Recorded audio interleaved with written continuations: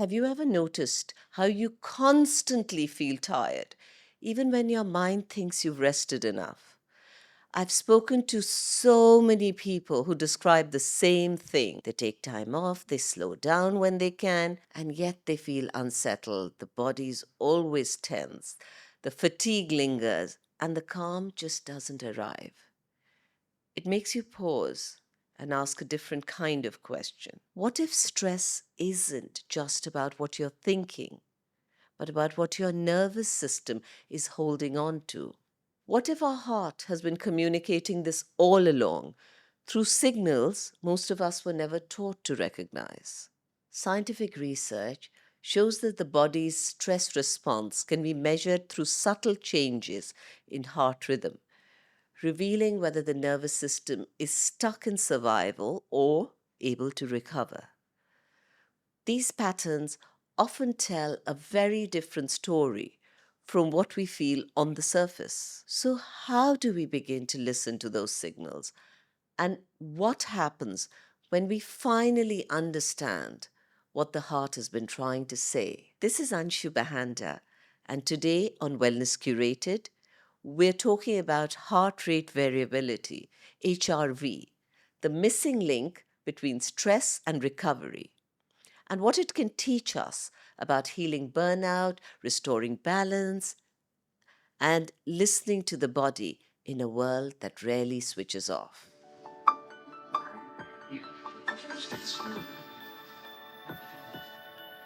Welcome to the Wellness Algorithm, where wellness isn't fixed. It evolves with us, shaped by how we live, what we carry, and how our bodies respond beneath the surface. In today's episode, we're exploring something many of us feel, but rarely do we understand it: the sense of being constantly switched on, resting but not recovering, calm on the outside but tense underneath.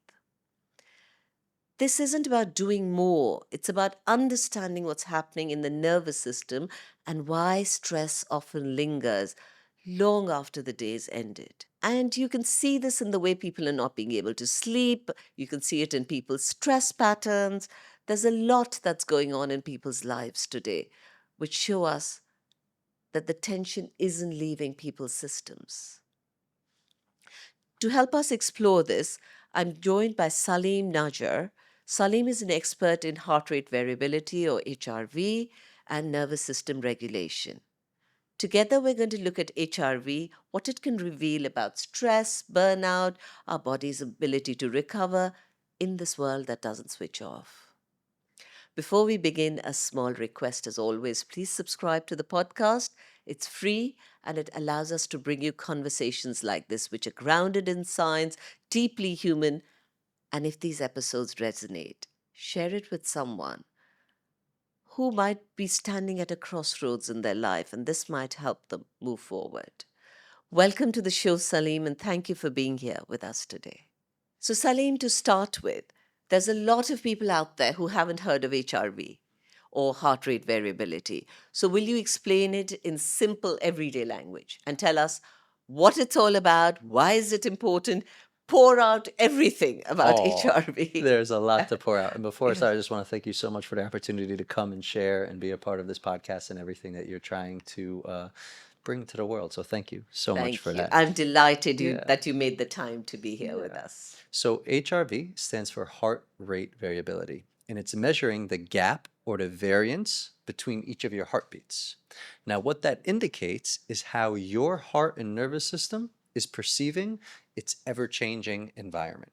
So essentially, your relationship to your stress is a direct reflection of the health of your autonomic nervous system and its ability to go from a sympathetic fight or flight state into a parasympathetic rest and digest state. Now, why I believe this is so important, and I call it the number one biomarker for longevity, is because science has very much proven that we all age, get disease, and eventually die from cellular inflammation. Period. End of story. If you peel the onion back on any sort of aging or disease, unless you die in an accident, the root cause of whatever it is that caused you to die is cellular inflammation. Agreed? Okay, Okay. yes. Science has also proven that the number one leading cause for cellular inflammation? Chronic stress. Not stress, but chronic stress, meaning prolonged high beta sympathetic activated states. So if you have a biomarker like HRV that is measuring your relationship to stress and whether you're in a high stress beta state or not, then you arguably have the most important biomarker for longevity because it's a way to determine if you are leading to that cellular inflammation. Okay. So, and that is heart rate variability. That is one of so many different things that HRV tells you, but at its core, it's measuring your relationship to stress, your relationship to this present moment. And it's your, I call it the language of your nervous system, communicating how it's feeling in every moment with that gap between each heartbeat. Okay.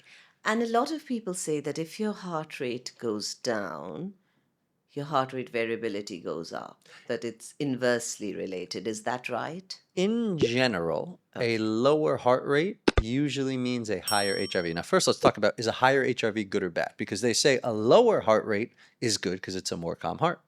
So for HRV, the wider the gap or the larger the variance between each heartbeat indicates a more malleable and resilient nervous system that can handle more of the ever-changing environment. On the flip side, a lower HRV, meaning less of a gap between each heartbeat, indicates a more rigid nervous system, and that which is rigid eventually breaks. So, in general, a higher HRV correlates with a healthier nervous system. Now, there's a caveat to that. The caveat is that science has researched HRV for decades, Heart Math Institute, one of the longest, and they have yet to publish any HRV range. Okay. The only thing research has proven is that HRV is so uniquely individualized to the person, meaning you cannot compare your score to someone else's or a certain number you need to get to, because just like there's no two fingerprints in the world that are the same, there's no two heartbeats in the world that are the same. And so that's why I intentionally say utilize HRV as a language. And when you think of languages, you don't think English is better than Arabic is better than French, right? The whole intent of a language is for an ecosystem within a community to communicate. The whole intent of your HRV is for your nervous system and body to solely communicate with you. So, what I want to ask you again, you made it very clear that it's about you. But in general, a lot of, say, athletes have low heart rates and higher HRVs, but they may be very stressed. So just explain that to me before we dive into the rest of the questions. So HRV, the second thing that important thing to understand is that it is so variable. It is changing 50, 60, 70 times a minute, right? Because if it's measuring that gap between each heartbeat and your heartbeat's 40, 50, 60 beats per minute, it's going to change. So the real-time HRV is not as important as what I call your baseline HRV. And I define your baseline HRV as your average HRV score over the last 30 days. And again, if you were to utilize HRV as a language, then how you do so is wake up. Let's say your baseline is 40 and you wake up to a score of 20. That's not a good or bad thing. It's simply data. It's your nervous system saying whatever you did the day before is more of a load than it's been used to. The best thing you can do is listen to it, is honor it, do something that nourishes your body. Now, to get to your question, athletes who are training, they have very good cardiovascular health, right? They've been able to bring their heart rate down. And in general, a lower heart rate will lead to a higher HRV because imagine there's less beats in that minute, meaning you should have wider variances between each gap. So in general, a lower heart rate, which also reflects a more calm nervous system, a nervous system that can adapt and recover quicker, will lead to a higher HRV because a higher HRV is a reflection of a healthy nervous system that can adapt quicker. But just because it's higher in that moment does not mean you are dealing with a whole lot of other internal stress. Right? Right. And at the end of the day, that's why it's not the real time, but it's your baseline over time that I believe is the most important barometer and metric to be measuring and only comparing yourself to you. Science has proven that as we age, HRV decreases, Mhm. which makes sense because we age, there's a lot more stress and load on the body. However, in myself, in my clients, in so many people, I've seen the inverse, where HRV actually, as I'm aging, has been going up Wow. by training it, right? And so that's really what you want to be cognizant of and always understand that it is the language um, of your body. And the best thing you could do, because our bodies are such intelligent vessels of wisdom, is to listen to your body. Thank you. Um, Salim, I noticed that you're wearing something that looks like two aura rings, one on each hand. What is that meant to mean? This is actually new. It's called Gabbit, and I got connected to the founder, and it's like Aura, and they just Hmm. wanted to send it to me, and I am Ah, just comparing, seeing the oh, I interface. see. Okay. Um, yeah, and in terms of measuring HRV, there's not like one product that I think is superior to another. I think the most important thing is whatever you will consistently utilize. Some people like, ooh, there's, the real-time polar straps. Rings are, to me, the most minimal and simplistic. But all of them are within a 3 to 4.5% accuracy. Accuracy is not as important as consistency. So, and is it important to measure HRV? That depends on how you intend to relate to it. For some people, like I was very in my mind, very driven by data and numbers and knowing, and I had a challenging time listening to my body, feeling my body.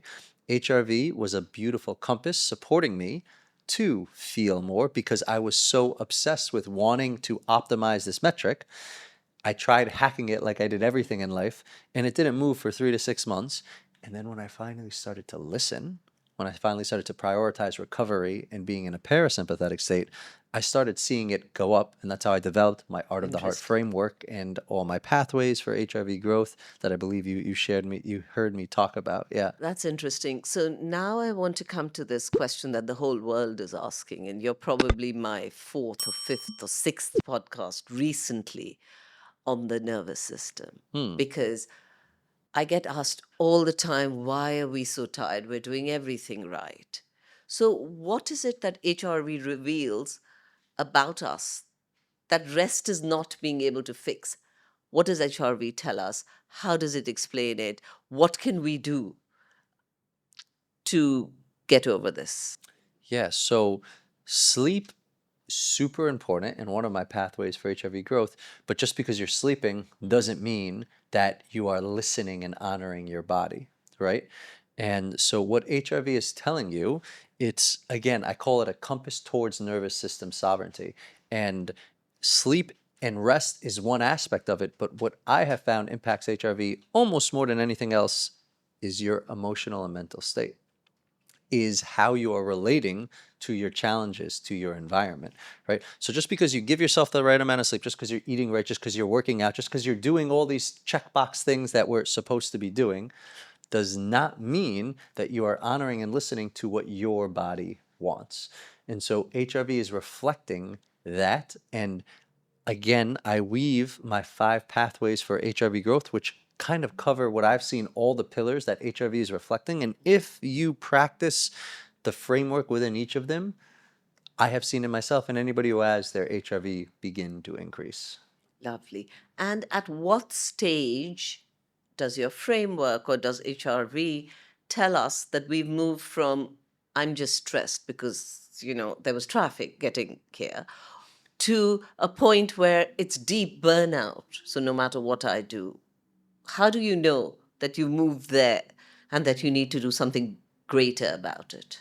I can only speak from my personal experience, but for me, it took my shoulder dislocating, tearing 30% of my socket off, and my body screaming to slap me silly because I was too much in here and thinking that, yeah, I know I'm a little stressed, but I'm okay. Burnout isn't coming. And I wasn't listening to my body. Mhm. And the body is always speaking to us. And if you don't listen, it speaks louder and louder and louder until it eventually slaps you silly. So that answer to that question is so unique to the person. But what I love about HRV is if you start bringing awareness to it and wanting to improve it, you will redirect your path towards burnout because it is truly a reflection of your internal state. But I've seen this in a lot of people where they say, oh, we're calm, we're fine, but they're not because they're not sleeping. So again, what are the signs? Tell me some of the signs where people know that they need to do something about this. Well, in terms of need is an interesting one. I think again, it's all up to how you want to relate to what you're doing. But for me, the sign was my HRV was not improving. I said, I'm okay. I was, um, hacking my way to 5 hours of sleep, living in New York City, running 10 miles every other day, Wow. listening to a minimum of 3 audiobooks a week, raising money from 170 people, thinking I'm like winning this game of life running my old beverage company. And so I am literally the character you're describing. On the outside, physically, I look great. I was telling everybody I was fine. I was calm, cool, and collective. Internally, not the case. But I was so running on an old program, an old belief, an old pattern in my mind that I was ignoring what my body was saying until it had to scream, right?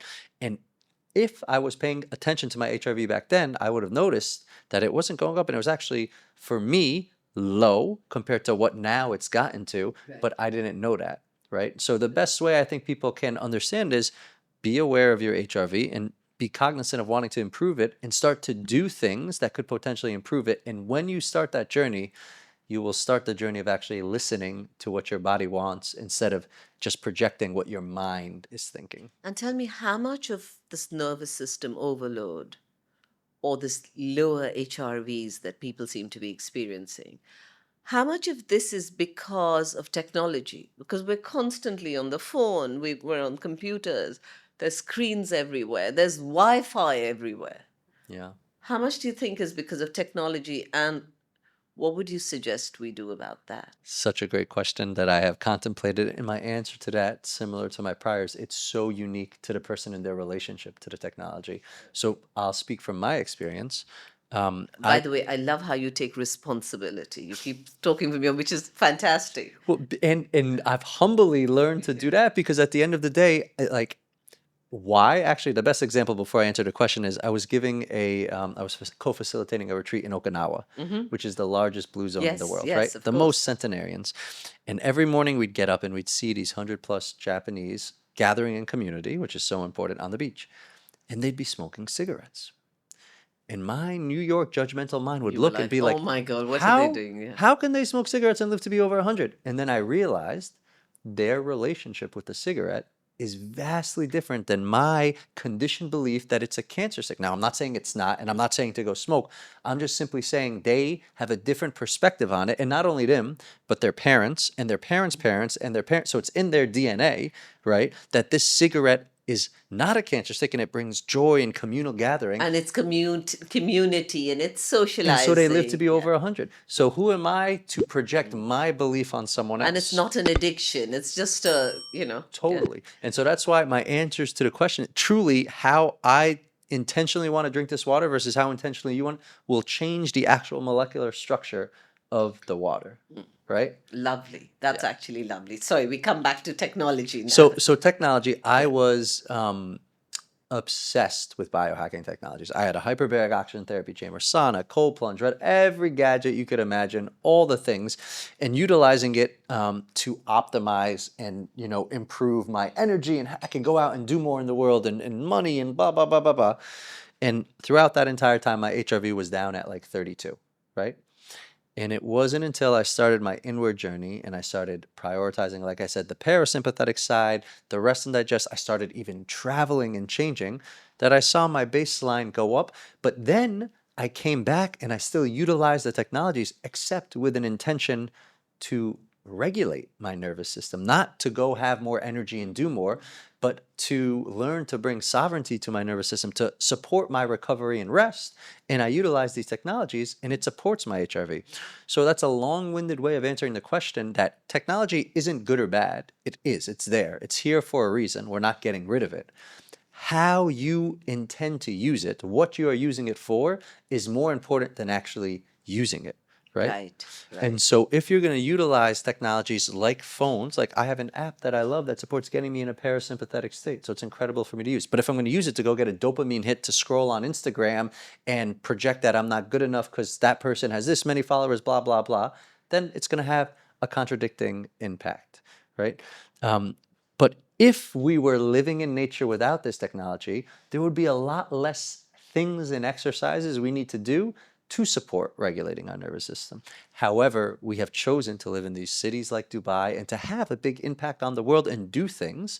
With that comes a lot of stress on the body, both with EMF waves, with 5 to all the things. And so we can utilize other technologies to support the body combating and working with those. So I don't think technology is good or bad. Again, your intention and how you're utilizing it is what matters most. Thank you, Salim. So also want to ask you about what's happening in the world. You know, the person that you were, where you were on a race to get somewhere. You felt like, oh God, if I slow down, I lose the race. Now, there's a lot of people you meet like that, you know, of all age groups. Now, from the HRV perspective, what would you suggest we do about this? Yeah. The famous quote that I used to live by, plenty of time to sleep when you're dead. Right? Wow, Yeah, yes. yeah, I like that quote a that's the lot. entrepreneur in the Yeah, entrepreneurial circle. yeah. Yeah, which is a quote that I lived by. And for me, I was defining success as these external things, validation, money, business, all these things. And why I love HRV is it is a reflection of what is most resonant with your body. And one of my 5 pathways towards HRV growth is intentionality, the alignment, right? And I'm just going to weave in this pathway to answer this question because I was the most guilty of, thinking plenty of time to sleep when we're dead and I need to do, right? And I actually asked for this beautiful wish on my birthday 2 years ago. My company at the time, a beverage company, was doing so well on the outside, number 2 beverage in Whole Foods on the East Coast, and 2,000 retailers nationwide, and really moving. And with that, you need a lot of capital to keep up with the demand. And I was struggling raising enough money to keep up with demand at the time and get myself in debt. And it was my birthday. And in front of my community, I asked everybody to step into less doing, more being, right? A common statement also echoed amongst entrepreneurs as they're approaching burnout. And I got gifted from my community this Super 73 electronic bike, a Burning Man bike. Okay. Oh, wow. Yeah, and I take said bike for its first spin on the Venice boardwalk. The sun is setting. I'm like, oh, the money's going to come in. It always does. Everything's going to work itself out. And I get in the silliest accident that anteriorly dislocates my right shoulder, tears my labrum, fractures 30% of my socket off. I had to rush to the ER for them to dislocate, to relocate it. And I wake up the next morning, excruciating pain still, but furious. How can I raise money without a right shoulder? Why did this happen to me? And my head is spinning, right? Because again, I still have this program belief that I need to do. I To can't be let the out and 170 about. Yeah. people that I raise money from, I need to have my business, all these things that I thought, to get back to your question, I needed to do. And luckily, I got on a call with my coach that day, and I tell him the story, and he breaks out laughing. And I go, what the heck is so funny? And he says, let's break down the body spiritually. The arms represent the doing. The torso to body represents the being. The shoulder connects the doing to the To being. the being. What did you ask for on your birthday? More Less being. doing, more being. What did Yeah. I get? Exactly what I asked for from the gift in From the front of universe. That was everybody your that I gift. asked Yeah, it. yeah, Yeah. yeah. How could you not laugh? So that allowed me to reframe, which is one of my pathways, my relationship to the bike accident happening for me instead of to me. And just that reframe alone shifted my HRV from, it was 30 when I woke up that morning, 97 the next day, tripled, Wow. simply from my From that relationship. reframe in Yeah, your I still brain. had the same What a pain. gift. Yes, So that bike accident was your gift. biggest gift. Wow. Biggest Amazing. gift. Then to get to the intentionality part, I decided to let go. I needed to let go of the beverage. I went to Bali to find myself, quote unquote. And every Like morning, Julia Roberts, yeah, like you do. yes, Yeah. yes, yes. I watched that movie right before Eat, Pray, Love before I went. And every morning I'd ask myself that question and contemplate less doing, more being. And every morning my beautiful mind would incessantly chatter and say, we love doing. We're so good at doing. What are we going to do if we're not doing? We need to do. That program that was running everything in my life just came online. Until finally one morning I had an epiphany that statement, less doing and more being, is mind-made and dualistic in nature, and it implies that doing and being are mutually exclusive. When the reality is we're always being even though we're unaware of it 99% of the time. And we're always doing, Doing, even yeah. if we're sitting or Because our sleeping body is or breathing. functioning. 100%, Yeah. yeah. So it's actually not about doing less and being more. It's about the intentionality in your doing, the why behind your doing. And it reminded me actually of my favorite quote from the Bhagavad Gita. You have a right to your actions, but never your actions' fruit. Don't Act expect, for the don't have action's sake expectations. and don't be attached to inaction. Exactly. We all It's came here to do. karmanyev adhikara asti ma phaleshu kadachanan. That's the quote. That is so beautiful. I'm going to Yeah. have to learn it It's like that. beautiful. That is Yeah. so beautiful. I'm going to have to learn it like that. And so, how this relates to HRV is I've come to find that HRV is a direct reflection of how aligned you are with your purpose, with your why, with your intention. And a compass needs 3 points to triangulate. So, how HRV works is point number one, what we're perceiving. Mm-hmm. Point number two, how we're responding to Mm-hmm. what we're perceiving. Point number three, something to compare it to, your why. And if you do not take the time to audit What we're perceiving, how how we're we respond, responding, and then something and to compare it to, compare what to. what we're perceiving to how we're responding to it, Okay, right? okay, And okay. if you don't take the time to audit or reflect your why, then if you're anything like I was, you are running on an old program, an old belief. I need to do, I can't let people down. I need to have this successful business to support my family, blah, blah, blah, blah. Then your body, if it is ready for the next evolution, will start to have friction. Your HRV won't go up. But if you audit and be like, you know what? Do I still actually need to support and provide for my own? Am I still this?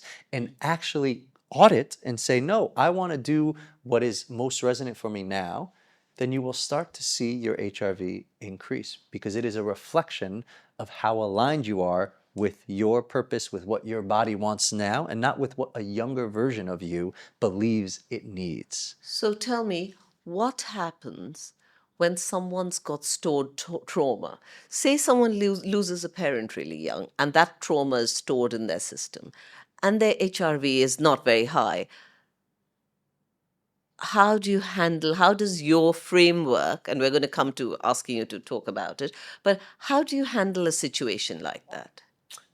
It's no coincidence you asked this question because I lost my father when I was 7, and he had cancer and was slowly dying between the ages of 2 and 7 for me. I lost my father when I was 14, but you were even younger, yeah. So those formative years, right? And so Right. you're spot on in terms of the stuck emotions that get trapped, stuck trauma, whatever you want to call them, that get trapped in your body from those formative years because your baseline brainwave state is oscillating in theta, which means you're a sponge and hypnotic to everything around, and you don't have a frontal cortex developed to discern reality for itself. So Absolutely. again, I'll speak from my experience. The stuck emotions and the trauma that got stored in me was I'm the oldest sibling in a patriarchal Lebanese male family. So I got named after my grandfather. All the ownership, everything, right, is on me. And so I got put into, not because of my mom, but because of cultural expectations and my own as a little boy, a belief that I had to support, I had to protect, I had to provide for my mom and my younger brother and sister.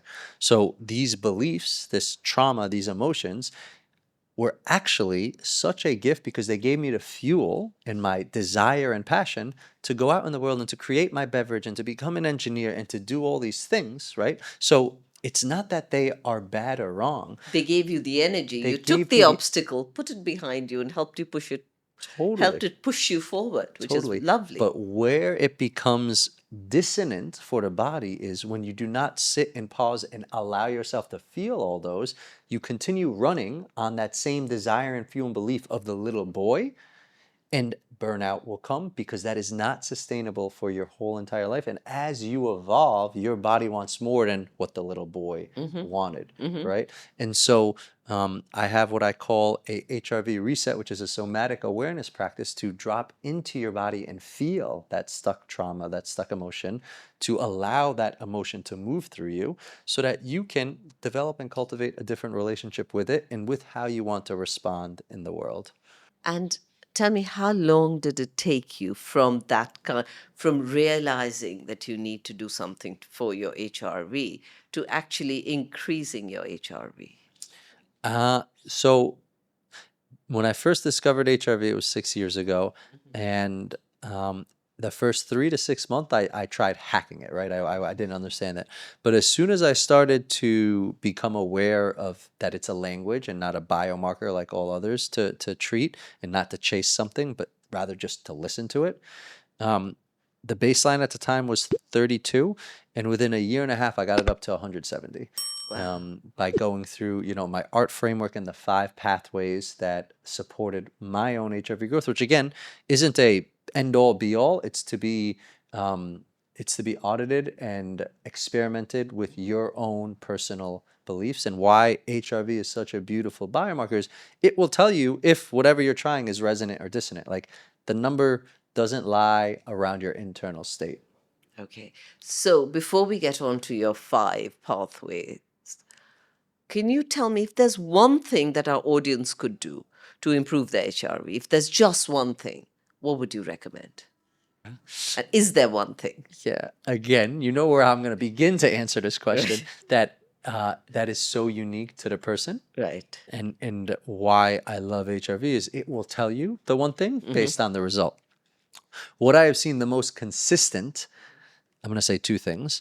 One is dropping your body consciously in a parasympathetic state sometime in the middle of the day. Because most of us wake up from our deepest parasympathetic state of delta when we sleep. We look at our phone, we read an email, we get in an argument with spouse. We stay in a mind-made, perceived beta state until we go back to sleep because our culture is so conditioned to be on.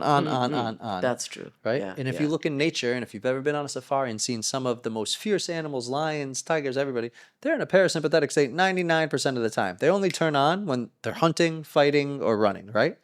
That's we're We're meant animals. to be We're like that. Yeah, meant exactly. to be Yeah, like yeah, that. yeah. Absolutely. And so if you can, that power nap, or in biohacking, they call it the NSDR, non-sleep deep rest, some sort of way, and that could be as simple as 2 minutes of conscious breathing, right? It doesn't need to be crazy, but something to just calm your body down in the middle of the day.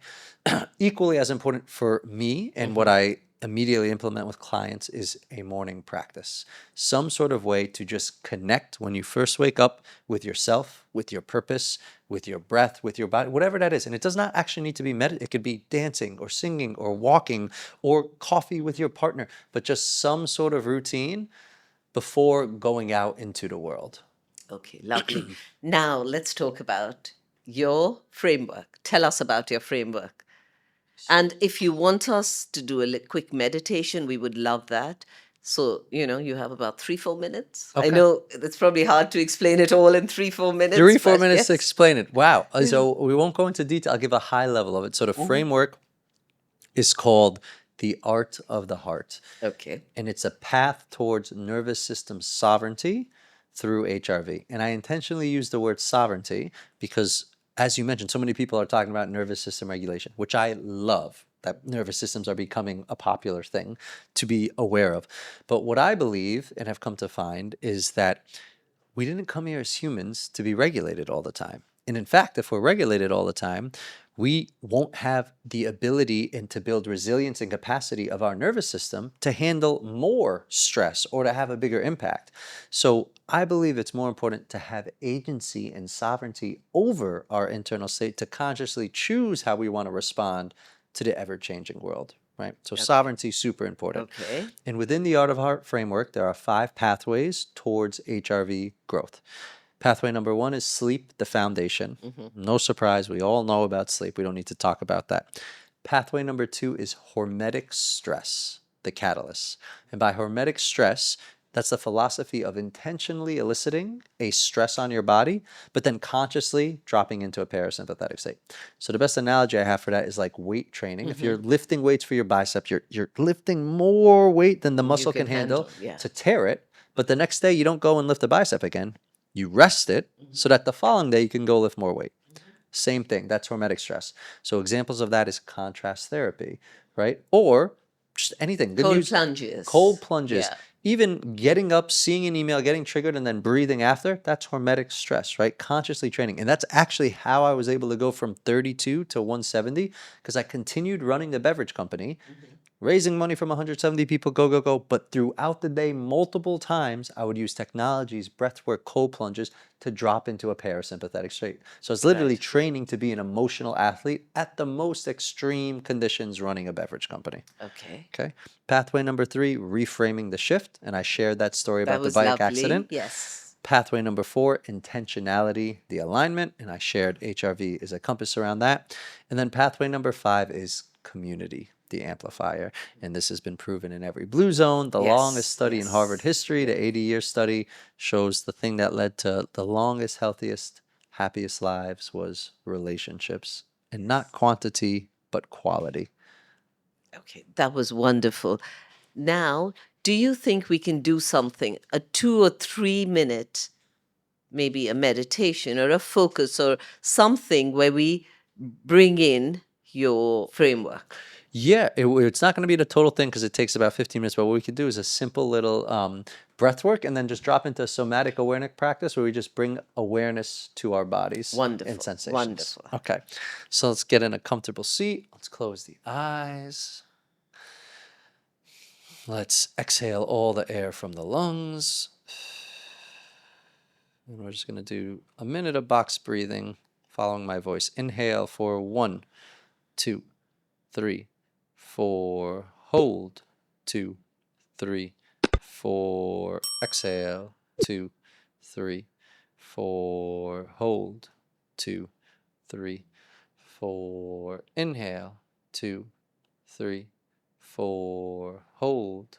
2, 3, 4. Exhale. 2, 3, 4. Hold. 2, 3, 4. Inhale. 2, 3, 4. Hold. 2, 3, 4. Exhale.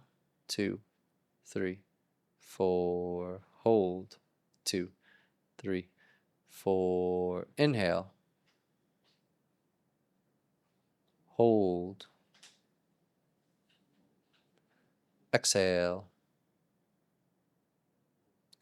Hold. Inhale. Hold. Exhale. Hold. And keeping the eyes closed a bit longer, allow your breath to get back to its normal rhythm. Feeling the stillness, feeling the calmness that a couple of minutes of box breathing created. And from the stillness, see if you could just scan your internal landscape. Scan your body and see if there are any sensations that you are feeling. And the object will be to just bring awareness and attention to the sensation. Don't try to change it. Don't try to move it, but see if you can just physically describe the sensations that you are feeling. And by physical, I mean, is there a pulse? Is there a movement? Is there an intensity? Is there a temperature? Is there a color? A mental description is I feel pain, or I feel discomfort, or I feel a knot, or I feel a ball. There's a big difference between a mental label on a sensation in the body versus a physical label on the sensation in the body. And what I have come to find is if you can change that relationship with the sensations from mental to physical, you're actually bringing awareness to the stuck, frozen emotion and trauma that's stored in the body, allowing it to melt and move because that's all an emotion ever wants, to be felt and not judged. And so the more we can just sit in this beautiful place that you are sitting in now, allowing all sensations in the body to arise and just simply feeling them, the more you will start to clear any stuck emotions that are in the nervous system. And so whenever you feel called, you can come back into your body and slowly open your eyes. That was lovely. Thank you. Yeah. That was very lovely. And it just shows you that no matter how crazy your day is, it takes you 2 minutes, 3 minutes to kind of get back to your baseline. And I'm telling you, truly, that's one of the biggest hacks that supported me to improve it so quickly was if I had 2 minutes between a call, I would do what we just did. That's all you need to do, because I could even feel it in your energy now, how much different it is versus, and me as well, because I came from traffic, like you said, and all the things. And that's all it takes, just a Yeah, minute or two of yeah. going inward and feeling. That was lovely. Now we're going to end with a fun segment. Okay. So it's like a rapid fire round. I'm going to give you a statement and you tell me what you can do to increase your HRV as quickly as possible.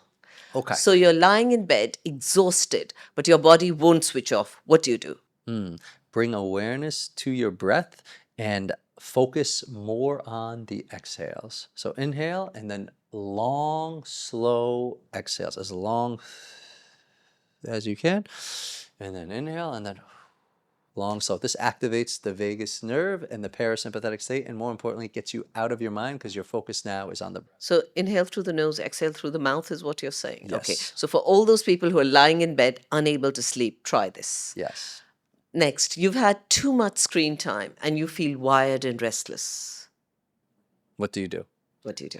Go outside and immerse yourself in nature. If you can, the sun, beach, sand, ground. Grounding is so, so, so important. Nature is one of the best teachers. And if you're technology overwhelmed, go in nature. Okay, thank you. So midday slump and you're reaching for coffee, even that isn't helping. What do you do? So you need energy. Movement. I would say movement. Movement is so important for HRV as well, cardiovascular health. So even if that's just jumping jacks or jump rope or a walk, but some sort of movement. Thank you. If you're feeling irritable for no apparent reason, My favorite thing when I feel irritable is box breathing, like we just did. like we So just did, four yes. in, hold out, or 6 in, hold out, but some sort of box breathing that for me, irritation, one of the best ways. Thank you. And you're about to walk into a stressful conversation or meeting or somewhere Yeah. stressful. Best thing you can do. Before walking in, close your eyes and visualize yourself walking in.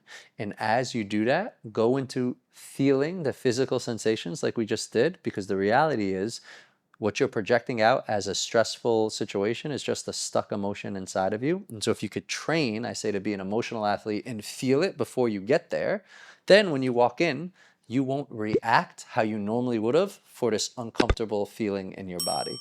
So visualize it before you walk in and drop into the physical sensations that we just did.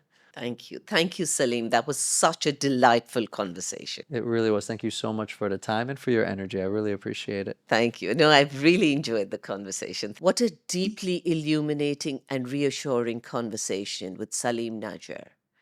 Today's discussion reminds us that stress, fatigue, burnout, they're not personal failures. Don't beat yourself up about them.